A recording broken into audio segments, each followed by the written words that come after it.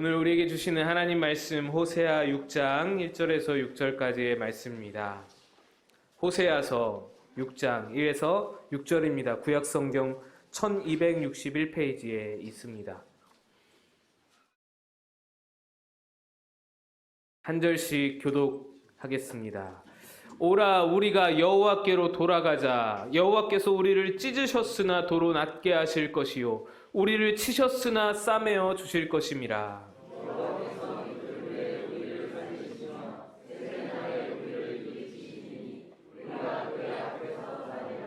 그러므로 우리가 여호와를 알자. 힘써 여호와를 알자. 그의 나타나심은 새벽빛같이 어김없나니 비와 같이 땅을 적시는 늦은 비와 같이 우리에게 임하시리라 하니라.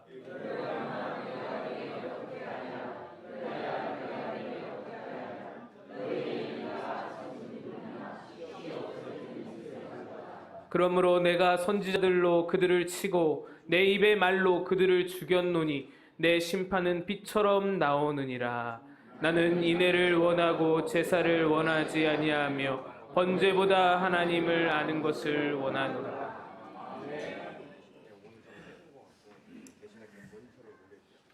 오늘 찬양대 찬양의 큰 은혜를 받으신 줄로 믿습니다. 광야 같은 세상 살아가면서 주님의 손길을 의지하면서 그렇게 나아갈 수 있는 우리 찬양대와 또 우리 모든 성도들 되시기를 축복합니다. 누군가를 안다라고 표현할 때에 여러분은 어떠한 기준을 가지고 안다라는 표현을 하시는지요? 여러분 박보검 씨를 아십니까? 라는 질문에 박보검 씨는 1993년 6월 16일 생으로 배우이고 키는 181cm에 몸무게는 71kg으로 드라마 응답하라 1988로 극부상한 대세남 꽃미남 배우입니다 라고 대답을 할 수 있을 것입니다. 근데 여러분, 이렇게 대답하는 이 대답이 진짜 아는 사람일까요? 이것은 모르는 것에 가깝죠. 어떤 사람에 대해서 진짜로 안다 하면 사실 이렇게 구구절절 기나긴 말이 별로 필요가 없습니다. 여러분이 제 아내에게 이승현 목사를 아느냐라고 물어보면 뭐 키가 어떻고 몸무게가 어떻고 나이가 몇 살이고 이렇게 대답을 하지 않는 것이죠. 오히려 대답이 그날그날 바뀔 수가 많이 있다 생각이 듭니다. 딱 정해져 있지가 않는 것이죠.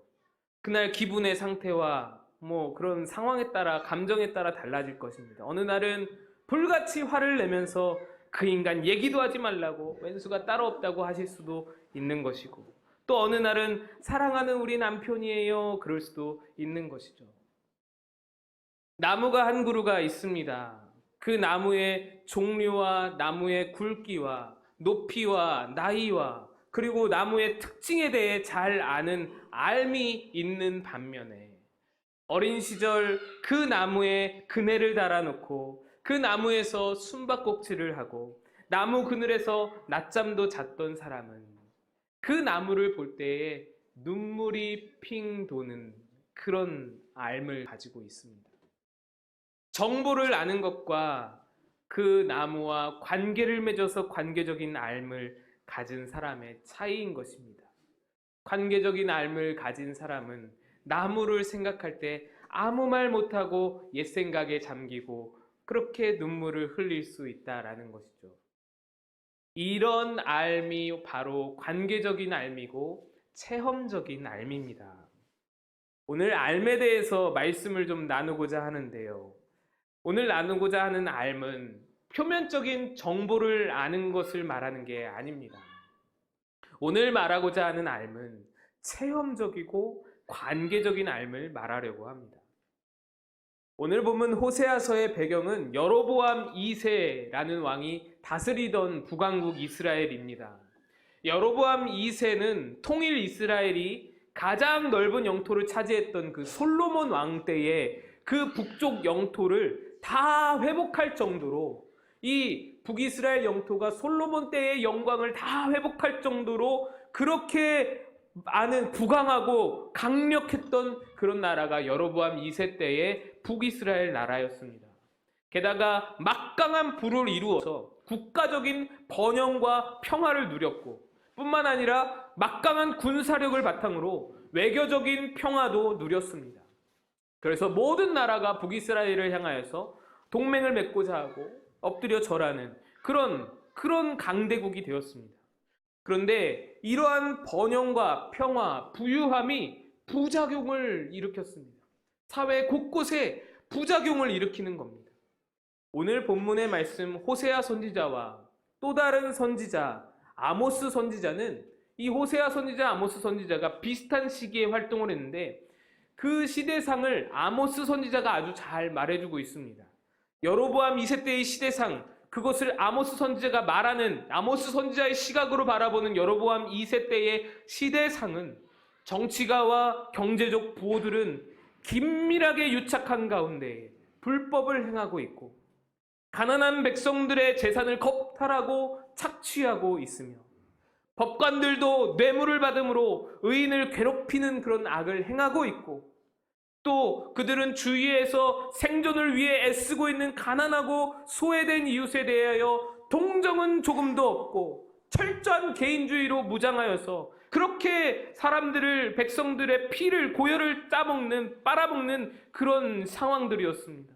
그 결과로 부익부 빈익빈 형상이 심각하게 심화되었고 이뿐만 아니라 아이러니하게도 호세아 시대의 그 정치, 사회, 사법적으로 불법을 행하고 가난한 사람을 착취하던 권력자들 중에는 종교적인 열심이 대단한 자들이 너무나 많았다라는 것입니다. 종교적인 집회들이 빈번하게 개최되고 있고 종교적인 절기와 축제들도 철저하게 지켜지고 있고 성경이 곳곳에서 읽혀지고 예배 때 찬양과 오케스트라 연주도 아름답게 울려 퍼지던 그런 시대였다라는 것입니다. 그리하여 사회적인 풍요와 종교적인 어떤 부흥이 발맞춰가는 그런 상황처럼 겉으로는 보여지는 그런 시대가 바로 여로보암 2세의 시대였습니다. 제가 이 시대 상황을 아모스서를 통해서 연구하면서 우리가 사는 세대와 참으로 비슷한 점이 많다라는 것을 느낄 수 있었습니다. 나라는 부강한데 부정부패가 심하고 가난한 백성에 대해서는 동정심이 별로 없는 그런 개인주의들이 판을 치고 빈익빈 부익부가 심화되어져 가고 있고 게다가 종교적인 예배들이 빈번하게 개최되고 얼마나 많은 예배가 쏟아지고 설교가 쏟아지는데 정치, 사회, 경제 모든 부분에서 심각한 불법을 행하는 자들 중에서 역시 종교적인 열심이 대단한 사람들이 너무나 많다라는 것, 이 모든 것이 굉장히 닮아 있는 것이죠. 그런 가운데에 하나님께서 범죄한 북이스라엘을 그 백성을 심판하십니다. 그들에게는 진정 어린 마음이 없었기 때문입니다. 호세아서 곳곳에 나오는 말씀이 있습니다. 무엇이냐면 이 백성이 하나님을 아는 지식이 없어서 망하는도다. 여러분, 정말로 백성이 하나님을 아는 지식이 없었을까요? 예배를 그렇게 드리는데요. 예배 가운데 오케스트라를 다 동원해서 하나님을 찬양하는데요. 지식이 없을까요? 율법서를 그렇게 낭독을 하는데요. 말씀을 어마어마하게 읽는데요. 진정 하나님을 아는 지식이 없는 것일까요? 하나님께서 원하는 지식은 그러한 지식이 아니었기 때문에 이 백성이 지식이 없어서 망하는도다 하나님께서 한탄하시는 것입니다. 그들은 하나님을 안다고 알고 있는데 하나님을 아는 게 아니었습니다. 이로 인해서 여러분 잘 아시는 바와 같이 호세아가 음란한 여인을 고멜을 아내로 삼고 그 고멜이 호세아를 떠나면 돈을 주고 데려오고 다시 떠나면 돈을 주고 데려오고 이런 이 예시로 하나님을 떠나는 그 이스라엘 백성들을 표현했던 것이 호세아서였습니다. 심지어 그들은 우상 숭배도 어울려서 같이 숭배했었습니다. 그래서 하나님의 심판이 심각하게 임하게 된 것입니다. 하나님이 심판이 임하면서 여기저기 내란과 쿠데타가 밀란이 일어났는데 믿었던 이웃나라에서는 도와주지를 않고, 그렇게 자기들이 부강할 때는 그렇게 벌벌 기던 그 이웃나라들이 전혀 도와주지를 않고 하나님의 심판이 사자같이 달려든다고 호세아서에는 표현하고 있습니다. 맹렬한 하나님의 심판이 임하는 것입니다. 이스라엘 모든 백성들이 이 하나님의 심판으로 말미암아 큰 어려움에 봉착했던 때였습니다. 이 패역한 상황 가운데서 바로 이러한 때에 오늘 본문 말씀이 시작되는 것입니다. 오늘 본문은 두 부분으로 나눌 수가 있습니다. 1절에서 3절과 4절에서 6절입니다. 1절에서 3절을 제가 한번 다시 읽어 드리겠습니다. 오라, 여러분 잘 귀로 들어보시고 눈으로 따라 읽어 주시기 바랍니다. 오라, 우리가 여호와께로 돌아가자. 여호와께서 우리를 찢으셨으나 도로 낫게 하실 것이요 우리를 치셨으나 싸매어 주실 것임이라. 여호와께서 이틀 후에 우리를 살리시며 셋째 날에 우리를 일으키시리니 우리가 그의 앞에서 살리라. 그러므로 우리가 여호와를 알자. 힘써 여호와를 알자. 그의 나타나심은 새벽빛같이 어김없나니 비와 같이 땅을 적시는 늦은 비와 같이 우리에게 임하시리라 하니라. 심판을 겪은 이스라엘 백성들이 우리 여호와께 돌아가자라고 외칩니다. 그가 우리를 찢으셨지만 도로 낫게 하실 것이다. 우리를 치셨지만 싸매 주실 것이다 라고 백성들이 외치고 있습니다. 여러분, 얼마나 은혜로운가요? 은혜로운 장면입니다. 백성들이 드디어 회개를 합니다. 하나님께 돌아가서 나음을 얻자고 그렇게 말하는 겁니다. 회개하는 것이죠. 그런데 여러분, 실상은 그렇지가 않습니다. 1절에서 3절 이 말씀은 어느 선지자가, 호세아 선지자가 하나님의 말씀을 대언한 것이 아니라 백성들 자기들끼리 하는 말이었습니다. 여러분, 성경에 그 호세아서 6장 성경의 윗절에 보면, 위에 보면은 제목이 나타나 있습니다. 여러분 한번 제목을, 좋은 성경은 제목이 있을 텐데 안 좋은 성경은 어쩔 수 없고요. 제목을 한번 읽어보시기 바랍니다. 시작. 이 은혜로운 말씀이 제목이 이렇게 붙어 있는 것입니다. 언뜻 보면은 한 선지자가 일어나서 범죄한 이스라엘에게 회개를 선포하며 하나님을 알자, 여호와께로 돌아가자 이렇게 막 선포하고, 그래서 회개가 막 일어날 것 같고 하나님께로 돌아가는 그런 놀라운 일들이 일어날 것 같은 그런 말씀인데 그게 아니라는 겁니다. 1절에서 3절은 도리어 불성실한 백성들의 회개라는 것입니다. 하나님을 무시하는 언사이고 하나님의 은혜를 값싼 은혜로 전락시키는 그런 마음이라는 겁니다. 그들이 외치는 하나님을 알자, 하나님을 알자 하는 것은 전혀 하나님이 원하시는 알미 아니었다라는 것이죠. 쓸데없는 알을 추구하고 있는 것입니다. 그냥 머리만 채우는 지식적인 안들, 정보들만 채우고 있는 것입니다. 말씀을 달달달달 외우면 그것으로 끝나는 줄 압니다. 말씀을 그냥 읽어 내려가면, 많이 읽으면 그것으로 끝나는 것으로 아는 것입니다. 기도의 시간을 채우면 그것으로 끝나는 것으로 아는 것입니다. 하나님의 심판 중에 하나님께 돌아가자라는 말은 맞지요. 맞는 말씀입니다. 1절에 말하듯 우리를 치셨으나 싸매어 주실 하나님이신 것이 맞습니다. 그러나 2절로 넘어가면 뉘앙스가 이상해집니다. 여호와께서 이틀 후에 우리를 살리시며 셋째 날에 일으키신다. 여러분, 이 말의 의미가 무엇인가요? 하나님이 우리를 용서하시는 것은 정해져 있다라는 말입니다. 동전을 넣으면 물건이 튀어나오듯이 자판기처럼 하나님 앞에 회개하면 하나님의 용서가 튀어나올 것이다 라고 말하는 것입니다. 3절에서는 그의 나타나심은 새벽빛처럼 어김없다. 땅을 적시는 늦은 빛처럼 임한다. 아침에 해가 뜨는 것이 정해져 있듯이 하나님은 당연히 용서하시는 분이다. 당연히 우리를 싸매어 주실 것이다. 이렇게 말하는 겁니다. 이스라엘 당시 백성들에게는 회개라 하면 속죄제를 의미하는 것이었습니다.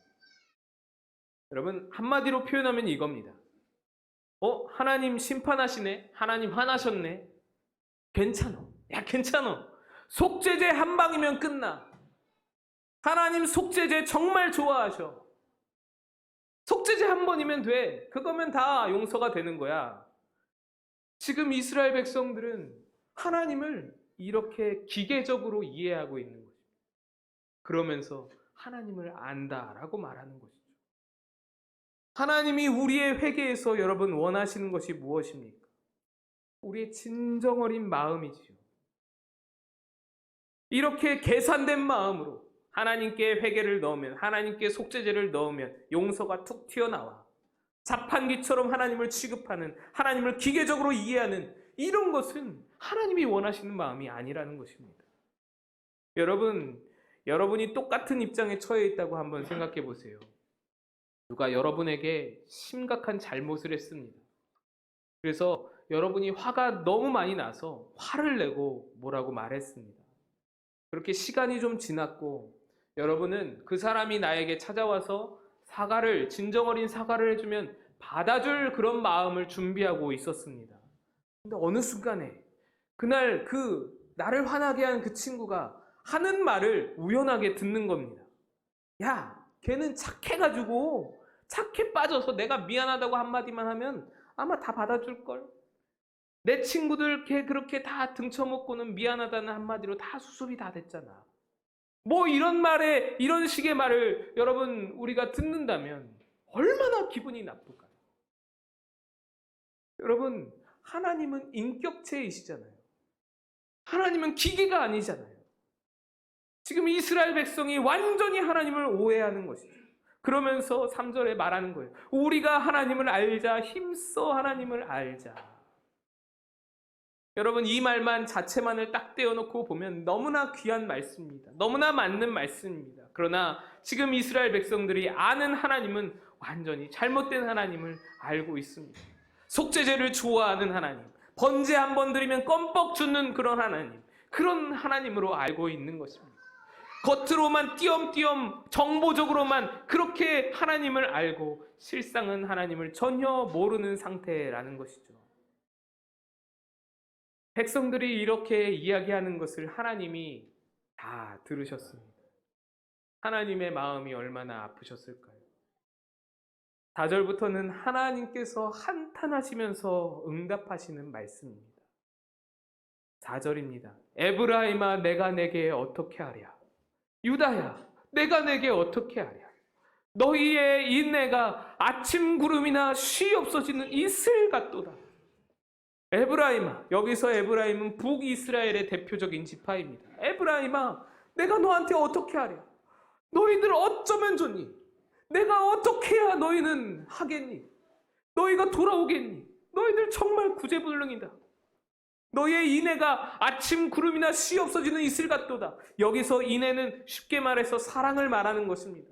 너희가 나를 사랑한다는 그 사랑은 아침에 잠깐 보였다가 사라지는 이슬과 같구나. 그게 사랑이니? 6절입니다. 나는 인내를 원하고 제사를 원하지 아니하며 번제보다 하나님을 아는 것을 원하노라. 나는 인내, 곧 사랑하는 마음을 원하지 제사를 원하는 것이 아니다.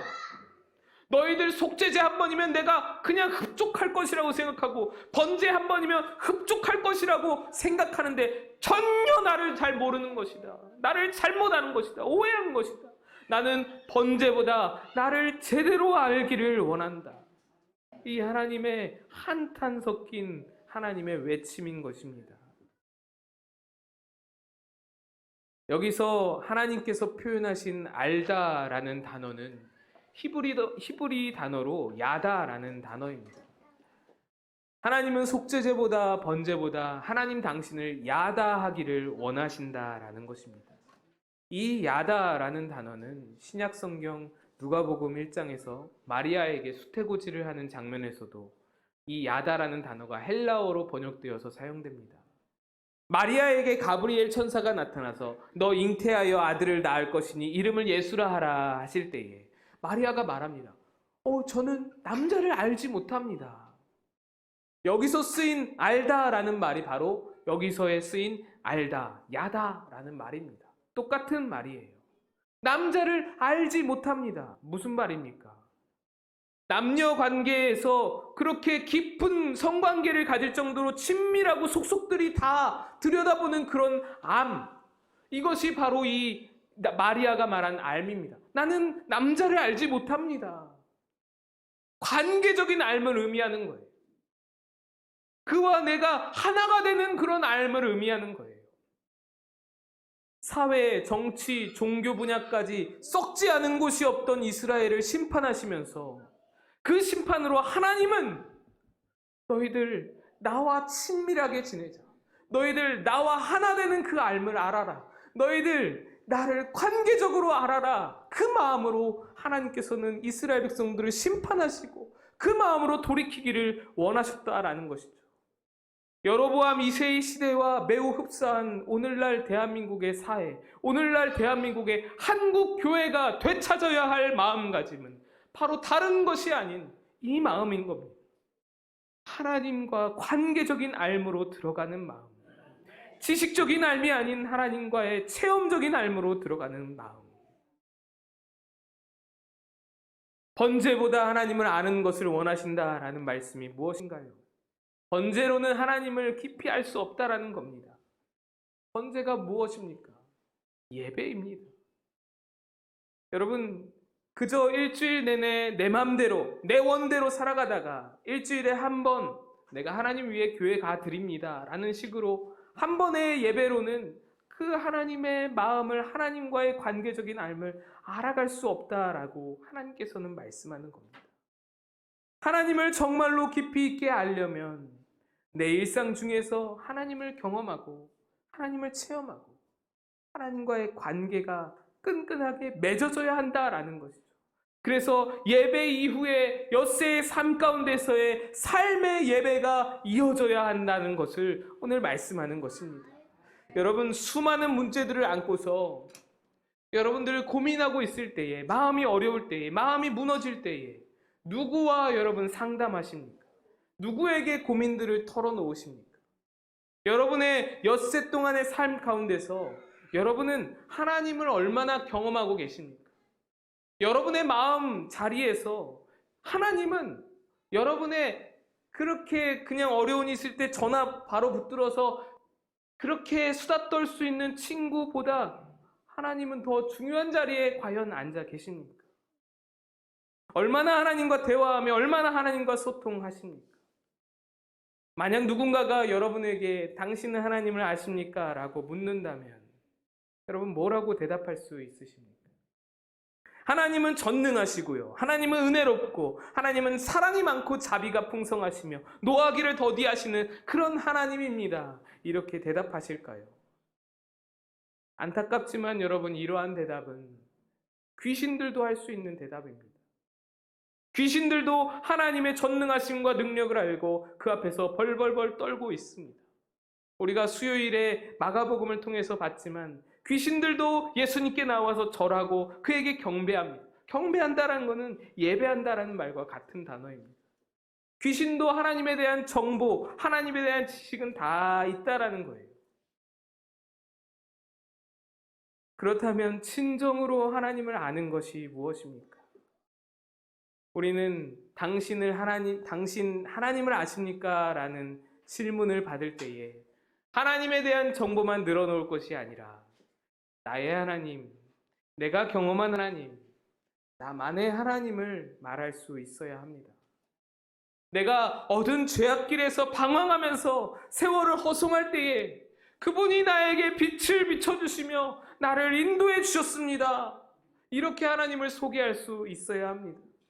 나 자신에게 실망해서 스스로에게 참 나는 쓸모없다라고 느끼고 자존감이 바닥으로 떨어졌을 때에 그분이 내게 다가와서 나를 사랑한다 말씀해 주시고 너는 특별한 존재야, 너는 내가 이 세상에서 가장 귀하게 만든 걸작품이야 말씀해 주셔서 나는 삶의 의미를 발견할 수 있었습니다 라고 우리 하나님을, 내 하나님을 소개할 수 있어야 하는 것입니다. 나는 욕심이 참 많고 나는 탐욕이 들끓는 사람인데, 그래서 죄의 길로 들어설 수밖에 없는 그런 자인데, 그때마다 하나님께서 너 이거 잘못된 거야, 너 이거 틀렸어.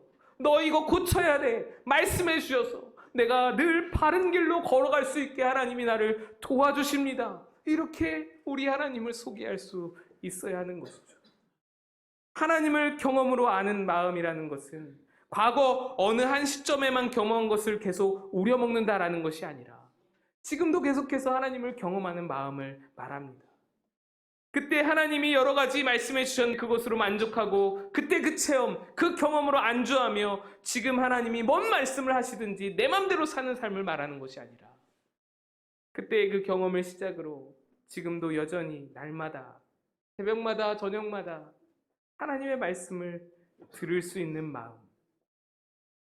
바로 그 마음이 하나님을 경험으로 아는 자라는 것입니다. 지난주에 솔라 스크립투라라는 제목으로 말씀의 중요성에 대해서 함께 나눴습니다. 우리가 결국 말씀을 읽자라는, 말씀으로 돌아가자라는 말씀이었는데 궁극적으로 말씀을 읽는 목적이 무엇일까요? 여러분, 성경을 통해서 내 삶 가운데서 말씀하시는 하나님을 듣기 위함이지 않겠습니까? 힘들고 지쳐서 위로가 필요할 때 성경을 통해서 하나님을 경험하는, 위로하시는 말씀을 경험하는 그 하나님을 듣기 위해서 우리가 성경을 읽는 것 아니겠습니까? 우리가 죄된 길로 행할 때에 그거 아니야 라고 말씀하신 하나님을 경험하기 위해서 우리가 말씀을 읽는 것 아니겠습니까? 중요한 인생의 선택을 앞두고 옳은 길로 나아갈 수 있도록 말씀해 주시는 하나님을 경험하기 위해서 우리가 말씀을 펼치는 것 아니겠습니까? 북이스라엘의 수많은 종교인들은 말씀을 지식으로 알았습니다. 하나님을 알자라고 외치면서 지식적으로 모든 말씀을 달달달달달 외우고 암송하고 다녔습니다. 그러나 하나님은 그들을 향하여서 너는 나를 모른다 말씀하시는 겁니다. 말씀을 안다라는 것이 무엇입니까? 그 말씀이 내 삶에 들어와서 나를 바꿔놓는 것이 말씀을 아는 삶입니다. 이 말씀으로 여러분 사회 변혁을, 민족의, 한국 교회의 변혁을 꿈꾸십니까? 그 사회가 개혁되기 위해서는 먼저 말씀이 나를 바꿔야 하는 것이죠. 말씀이 나 하나도 바꿔놓지 못하는데 어떻게 사회를 바꾸고 어떻게 민족을 바꾸고 교회를 바꾸겠습니까? 말씀이 내 안에서 이 작은 나 하나도 역동하지 못하는데, 내 마음 하나 바꿔놓지를 못하는데, 말씀을 읽을 때마다 내 안에 찔림이 있고 그 찔림으로 내가 수정되어지고 조정되어지고 고쳐지고, 그래서 점점 인격적으로, 성품적으로, 영적으로 나아지는 삶, 온전해지는 삶, 그것이 바로 하나님을 아는 삶이라는 것입니다. 기도도 마찬가지죠. 우리가 기도를 왜 하나요? 그저 우리 하나님께 기도 제목 다 늘어놓기 위해서 기도한다면 그 반쪽짜리 기도입니다. 기도는 하나님과의 대화라고 했습니다. 대화인데 내 할 말만 그냥 늘어놓는다면 대화라고 말하기가 어렵습니다. 하나님은 우리의 기도를 들으시기도 하지만 기도 가운데 우리에게 말씀도 해주시는 분이십니다. 저는 기도할 때마다 말씀하시는 하나님을 느낍니다. 때때로 위로하시고 저를 사랑한다고 말씀해 주시는 하나님을 느낍니다. 그런데 사실 가장 많이 하나님께서 하시는 말씀은 이겁니다. 그거 아니다. 너 그거 틀렸다. 내 잘못된 생각을 고쳐주시는 하나님의 말씀을 기도 중에 듣는 거예요. 그래서 내 마음이 수정되어지는 거예요.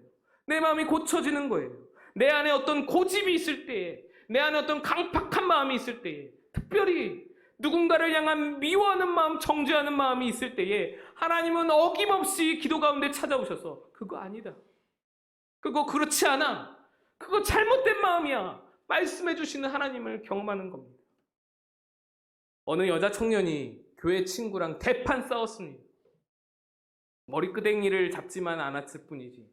이러다가 절교하겠다 싶을 정도로 대판 싸웠습니다. 그래서 둘이 같이 찍었던 카톡 사진을 지워버리고 프로필에 짜증이라고 써놓고 그런 어떤 화난 표정의 이모티콘, 막 뿔이 달린 그런 이모티콘을 바꿔버렸습니다. 그랬더니 목사님이 그걸 보시고 전화가 옵니다. 목사님을 만났더니 아니나 다를까 기도해보고 그 친구와 관계를 풀라고 말씀하십니다. 불행한 예감은 틀리지가 않습니다. 그래서 목사님 말씀에 또 불순종할 수는 없고 억지로 기도실에 갑니다. 그래서 기도실에 가면 뭐라고 기도할까요? 기도가 잘 나오질 않습니다.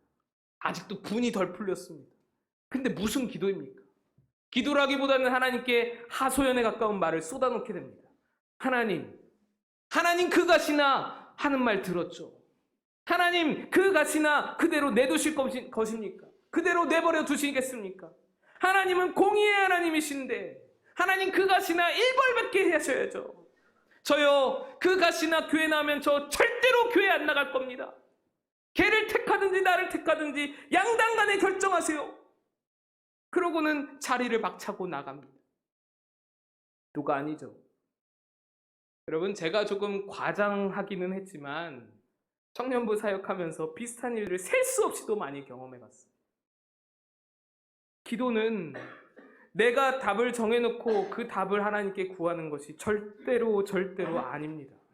오히려 내 안에 있는 답이 수정되어지는 것이 기도입니다. 내 안에 고집이 수정되어지는 것이 기도의 과정입니다. 하나님 앞에 내 판단과 내 생각 다 내려놓고 하나님 오늘 나 친구와 싸웠습니다. 너무 속상합니다. 이해가 잘 안 됩니다. 너무 슬픕니다. 여러분 그렇게 하나님께 기도하면 하나님 뭐라고 말씀하시나요? 위로해 주시겠죠. 그랬냐? 마음 아프겠다. 위로해 주십니다.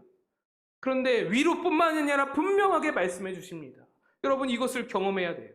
하나님 저 억울해요. 그러면 하나님이 이렇게 말씀하십니다. 쟤는 억울하지 않을까?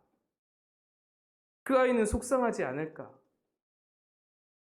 여러분의 기도 때는 어떠신지 모르겠지만 제가 기도하는 순간에는 그랬습니다. 하나님은 언제나 그렇게 말씀하세요. 하나님 나 속상해서 아무것도 하기가 싫어요. 그러면 그래. 근데 네 친구도 지금 사경을 헤매고 있다.